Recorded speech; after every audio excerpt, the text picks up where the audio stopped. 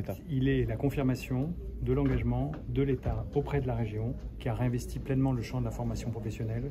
C'est la compétence de la région et l'État, par ce dispositif qui vient aider l'ensemble des régions de France, et notamment la région Réunion, vient soutenir un effort qui est essentiel, un effort qui est pour les plus défavorisés, pour les plus éloignés de l'emploi, la brique qui manque souvent après l'école pour aller vers l'emploi.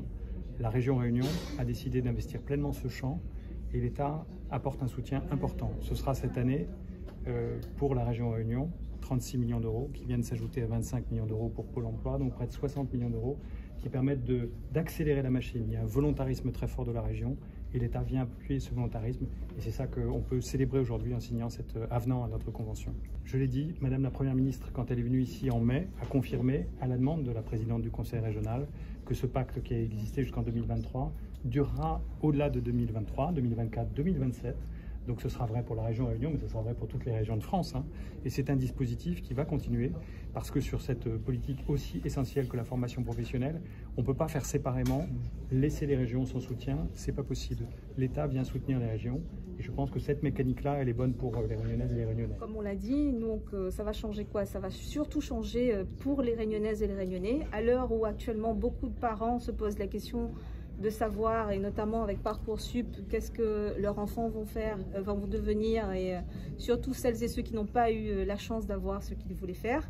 Et ben nous, ce qu'on dit, c'est qu'on a travaillé pour renouveler notre offre de formation, pour véritablement l'enrichir et la diversifier.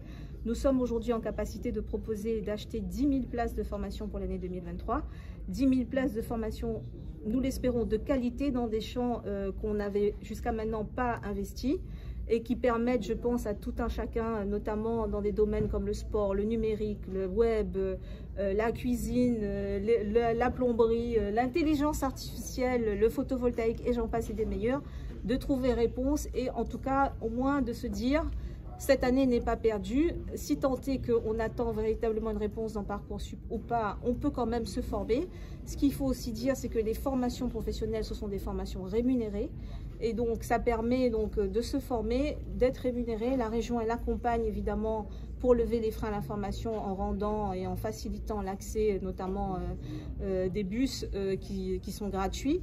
Tout ça pour vous dire que nous croyons fortement et nous partageons l'ambition et on remercie l'État avec le pacte de pouvoir le faire, de pouvoir raccrocher, de faire de la formation professionnelle un véritable outil de raccrochage ou alors une autre voie, une autre alternative possible lorsque l'éducation nationale n'a pas performé, en tout cas n'a pas apporté une réponse à toutes celles et ceux qui sont sortis. Donc c'est le sens que nous mettons derrière la formation professionnelle.